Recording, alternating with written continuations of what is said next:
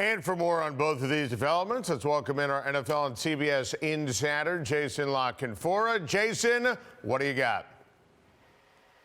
Well, the Jags coaching search is underway, and they confirmed what I reported 2 weeks ago, which is Tom Coughlin is interested in them, and they're interested in him, and they will speak to the 70-year-old about their position. Dave Caldwell, their GM, also left open the possibility of Coughlin coming in a role other than coaching, and I can tell you other names on their coaching shortlist include former head coaches Todd Haley, Josh McDaniels, and Mike Smith, who are current coordinators. And interim head coach Doug Marrone, former coach of the Bills, is a favorite of Bill Polian. Bill Polian is very close with the GM, Dave Caldwell. I wouldn't entirely discount Marrone's chances. As for the quarterback who ended Gus Bradley's tenure, none other than Tom Savage, yes, he remains the starter in Houston.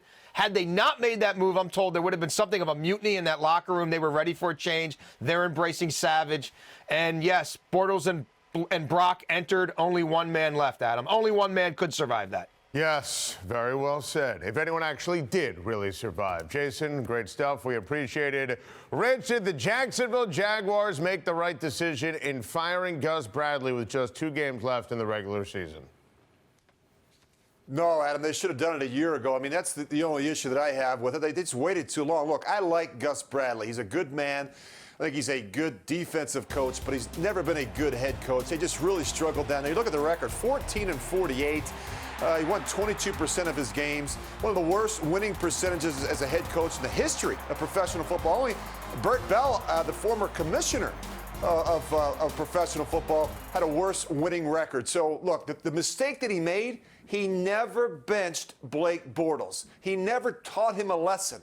You know, he never had him watch from the sidelines. That was his biggest mistake, the mismanagement of the quarterback position in Jacksonville. Very well said, Rich, all the way around. And, Steve, you were in Houston for this ball game for the NFL on CBS. Were you surprised by Brock Osweiler getting benched, or in the broadcast booth to you, was it a no-brainer? Well, Adam, I think I was surprised initially at the timing of it, but you look back at it, it worked out great for Bill O'Brien. Tom Savage came in and played very, very well. They came back and won this football game. I thought maybe it would be done at halftime, but Bill O'Brien, he saw all he needed to see out of Brock Osweiler. That second interception that he threw was completely indefensible.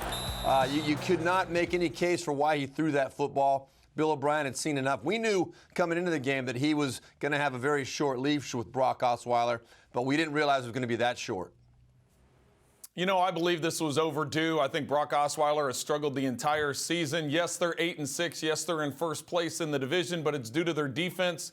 Brock Osweiler, as I said, has struggled all season getting acclimated to this offense. You really have no choice but to go with Tom Savage, a guy that's been in the system for 3 years, looked very comfortable when he came in the game. Brock Osweiler, back-to-back series with interceptions, gave the Jacksonville Jaguars basically a 13-point lead at that point in time. So really had no decision for Bill O'Brien at that point. You had to make a change.